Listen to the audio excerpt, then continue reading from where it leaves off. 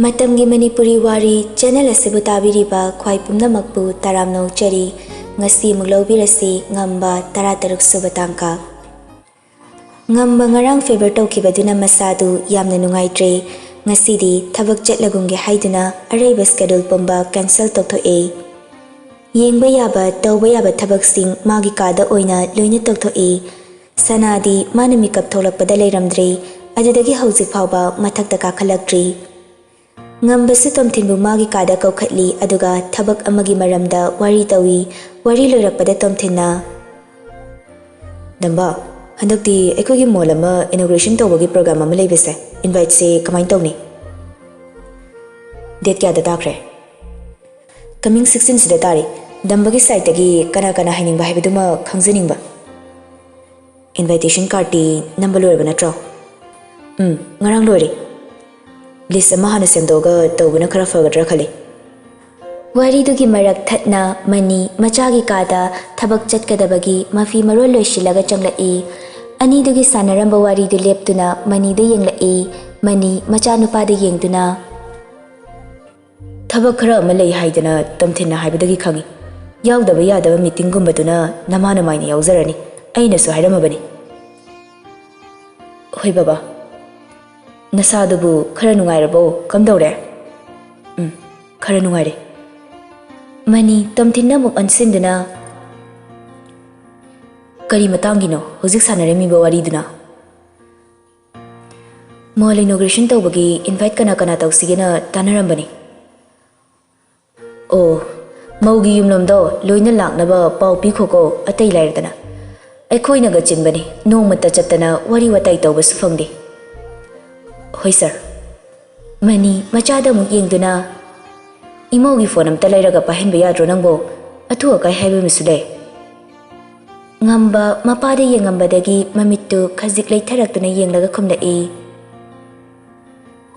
chapmane ya tawbani amma pahelu paw hainingba tamningba maruk mapang haibam sule aduna amma leraga pahelu nangna leiba talaga horen ai halakpada amma lerake aikhoina painabagi mayam amabudi lei haibabu imauda aman mapahen benungaiti aduna ahanba mana pama model ama hanglaga amma leibiu phare adudi noisu wari makha chathauko thabak yam tawranu ngasidi potharo aiso muthoge ko dudi mani thokre ngamba non tharamba mamaidu non khatuna tomthinde yengai aduga tapna hangai ngarang ai kamaina tawreino itai mana hana thengnabo ramale aduga premna muk thengnaba premna dambabu famungda thangatpani hai aidi kona premna doctor kaubagi kumtharakpada khangbani doctor su kaubra favor kana tawbaduda pakhatana kawe okay atay to pathabaki makhata ba wari mayam amuk sanaduna wari tawi makoyani na dumna tawringai sana ngambagi chak saruk tu paiduna kakhalai tomthinna sana changakpa ubada damba chakana chathoga hidak chathopiro konam tawrasi hoi hoi noi sana batawro tomthin kumkre sana pura iba chaktu ngamba khoina che chang thamduna yengamba table du thammi aduga amuk thoraktuna filter dagi sing glass amuk yaduna thanamnaga thokige tawbada ngambana khamai ngaikho sana mamai dilai silaktabi thangamba khongthang du lepi ngamba famlamba dagi hogatuna sana tamna changsilaktuna hairei date 16 da aiga thaba ma chatkadabni adugi nangna ready taw sana mamai fat laishilai aduga suglap ngambadi yengduna aibu asiguma mawngsida kayam kuina lei khwaibano nangna ingondagi pamlibisna karino nangna pamadu laukro aduga aibu amukte ning tamhalo nangi sangsar sida aibu kayam kuina thamkige haibano madu aigi apambani thamningba matam phawba inakta thamgani langthokningba matamda langthokningba mafamda aina langthokari aise nangna kari oina ubano aingona nangna adumaina tawbagi kanabasa karino nungsi famthoktaba mi ama nungsiruba loina famthoktaba mi ama loinaruba maduna nangi naralni nangna dai feda tainaba ngamdraga aingonda tainaribase nang nupa thoi haina khanbra nang mu pangdaba nupa aigi punsida thengnakiba leitri nang boini nakti thambasida aigi yeknabana kayam waba nangna khangdri hojik mana karamba mongda leiri haiba nangi nakok machaduna lamba phangdri ꯂꯥꯟ ꯍꯥꯏꯕꯁꯤꯗꯤ ꯌꯦꯛꯅꯕꯒꯤ ꯑꯁꯣꯟꯕ ꯃꯐꯝ ꯑꯃ ꯈꯪꯕ ꯗꯔꯀꯥꯔ ꯇꯥꯕꯅꯤ ꯑꯁꯣꯟꯕ ꯖꯒꯥꯗ ꯈꯨꯗꯣꯡꯆꯥꯕ ꯂꯧꯗꯅ ꯀꯔꯝꯕ ꯂꯥꯟ ꯃꯥꯏ ꯄꯥꯛꯀꯅꯤ ꯅꯪꯅ ꯃꯥꯒꯤ ꯑꯁꯣꯟꯕ ꯑꯣꯏꯔꯨꯕꯅ ꯅꯪꯒꯤ ꯅꯔꯥꯜꯅꯤ ꯅꯪꯅ ꯑꯩꯕꯨ ꯀꯌꯥꯝ ꯀꯨꯏꯅ ꯐꯥꯖꯤꯟꯗꯨꯅ ꯊꯝꯕ ꯉꯝꯒꯗꯧꯔꯤꯕꯅꯣ ꯑꯩꯕꯨ ꯋꯥꯈꯜ ꯌꯥꯎꯗꯕ ꯁꯥ ꯑꯃꯒꯨꯝꯅ ꯅꯪꯒꯤ ꯁꯥꯔꯪꯁꯤꯗ ꯄꯨꯟꯁꯤꯒꯤ ꯑꯣꯏꯅ ꯉꯝꯈꯤꯕꯁꯨ ꯌꯥꯏ ꯅꯠꯇ꯭ꯔꯒ ꯄꯨꯟꯁꯤ ꯇꯥꯡꯀꯛꯅ ꯃꯌꯥꯏ ꯆꯜꯂꯛꯄꯗ ꯇꯜꯂꯗꯨꯅ ꯊꯥꯗꯣꯛꯈꯤꯕꯁꯨ ꯇꯝꯕ ꯉꯝꯗꯦ ꯁꯅꯥ ꯉꯝꯕꯗ ꯃꯨꯟꯅ ꯌꯦꯡꯉꯤ ꯉꯝꯕ ꯀꯩꯁꯨ ꯊꯧꯁꯥꯗꯅ ꯀꯔꯦꯝꯅꯕ ꯃꯤꯠꯌꯦꯡꯅ ꯄꯥꯎꯈꯨꯝ ꯄꯤꯔꯛꯏ ꯀꯔꯤꯒꯨꯝꯕ ꯏꯃꯥ ꯅꯠꯇ꯭ꯔꯒ ꯕꯕꯥꯅ ꯅꯪꯒ ꯑꯩꯒ ꯏꯟꯚꯥꯏꯇꯦꯁꯟ ꯊꯤꯟꯕ ꯆꯠꯂꯣꯅ ꯍꯥꯏꯔꯛꯂꯕꯗꯤ ꯅꯪꯅ ꯌꯥꯗꯦꯅ ꯈꯨꯝꯒꯗꯕꯅꯤ ꯑꯗꯨꯒ ꯑꯩꯒꯤ ꯋꯥꯔꯤ ꯅꯌꯨꯝꯗ ꯄꯥꯎ ꯑꯝꯇ ꯄꯤꯕꯁꯨ ꯌꯥꯔꯣꯏ ꯀꯔꯤꯒꯨꯝꯕ ꯑꯩꯅ ꯄꯥꯝꯗꯕ ꯊꯕꯛ ꯑꯃ ꯍꯦꯛ ꯇꯧꯔꯕ ꯑꯩꯕꯨ ꯐꯠꯇꯦ ꯍꯥꯏꯒꯅꯨ ꯁꯅꯥ ꯉꯝꯕꯅ ꯍꯥꯏꯔꯤꯕꯗꯨ ꯈꯨꯝꯂꯝꯗꯅ ꯀꯥꯗꯒꯤ ꯊꯣꯛꯈ꯭ꯔꯦ ꯉꯝꯕ ꯆꯪꯁꯤꯟꯗꯨꯅ ꯄꯨꯔꯛꯏꯕ ꯆꯥꯛꯇꯨ ꯆꯥꯔꯒ ꯍꯤꯗꯥꯛ ꯒꯨꯂꯤ ꯆꯥꯁꯤꯟꯈ꯭ꯔꯦ ꯅꯆꯥꯅꯨꯄꯤꯗꯨꯕꯨ ꯃꯤꯒꯤ ꯃꯌꯨꯝꯗꯨꯗ ꯀꯔꯝ ꯇꯧꯅꯕꯨ ꯂꯩꯔꯤꯕꯖꯥꯠꯅꯣ ꯈꯪꯗꯦ ꯐꯣꯟ ꯑꯃ पाइदना ई पाव अमा फाउनगदबसु लेतबनिना तौद्रेदा फोनदुसु हेकपिरुबा याददना तौरिनिनि वाखल होंगमनि होंगखिरा हाइबसु खंदे कईगुंबा वाखल होंगबा ngamdana लेरमदि कमदौनि हाइबसिदा खनबदने हिंग तुंबा यादे ऐ मनुंग यामना कनबनि खनखिबा वाखल होंगु हाइबा पाकना यादबनि करम थोक्तोइनो खंद्रेदा इबुंगोगा तौरगा अमुक्तंग चलुसिरो मथौ चिन्बा मया मरक्तुदा अखोइना चलगा येतपा तागद्राना खनबा मखोइ उनबा चटपा नते इचा उनबा चटपनि कैसु काइदेदा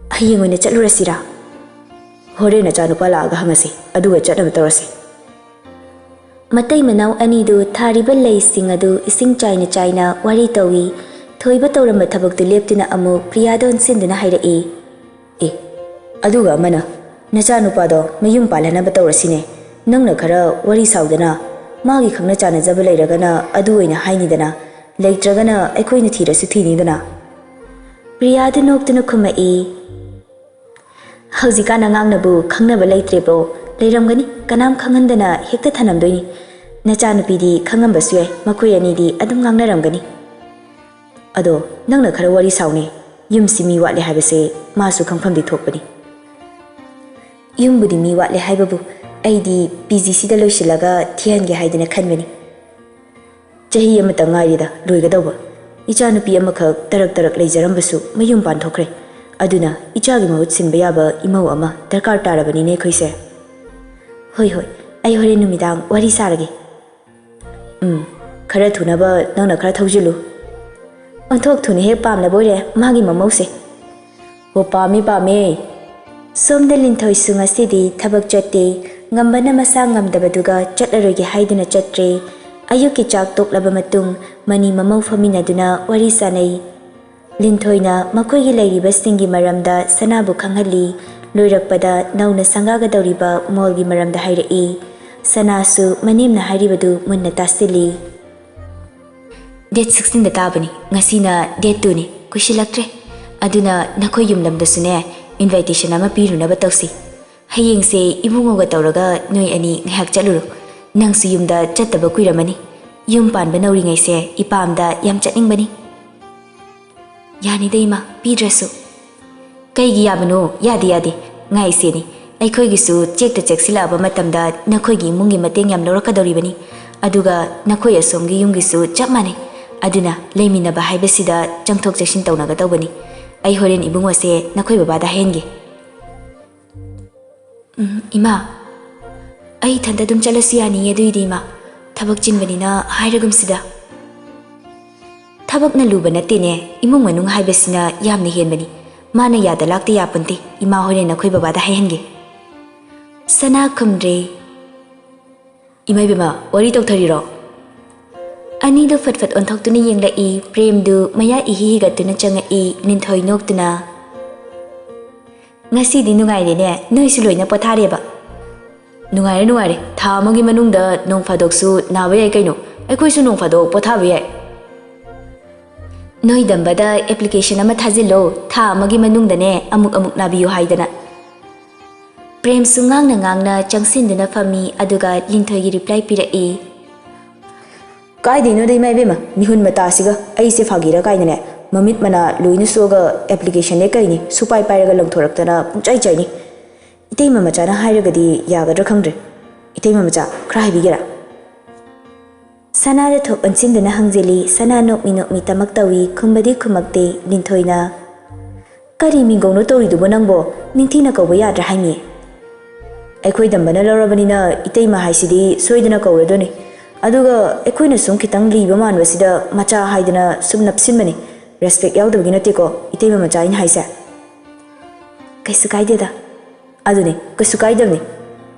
Masi angawbasidi ba noi dambabu kaida horige. Pakhang ariba tomthinga wari sana hobani moi thabaki. Imai bema haisu haibani. Aikhoi pakhang ariba tomthinse nupi amta thizilhalo doge. Imai bema bu leisabi aribiga khangnabam ta leitrabo.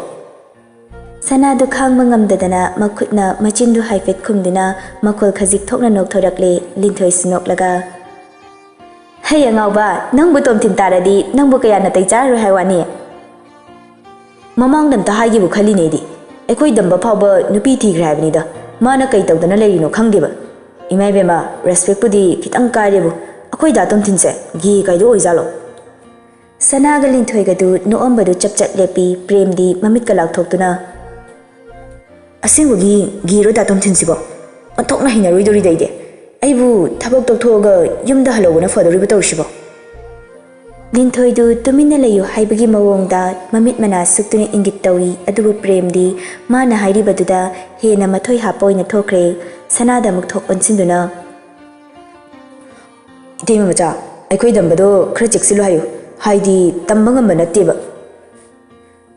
Phattabi insinbabudi tareba aina haise. Aduishu kharamta cheksina senoko.